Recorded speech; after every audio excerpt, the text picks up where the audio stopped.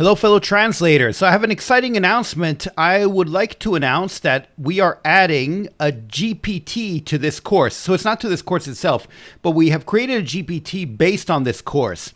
So what does this mean? This means that you can access a GPT. It's basically just like ChatGPT or any one of these other AI programs. And what it does is it accesses this course for any and all information that you might need. So, for example, if you have questions and you know the answers are in the course somewhere, or maybe you have questions that are worded in a different way than they're put in the course or something like that, you can feel free to ask them.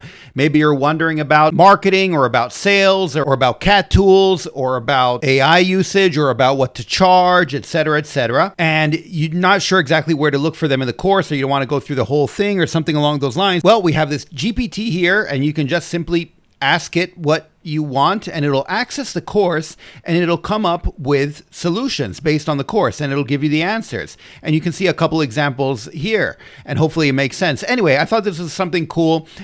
Obviously, we didn't create it ourselves. We did it in collaboration with Top Roads, and they created it, and it is $17.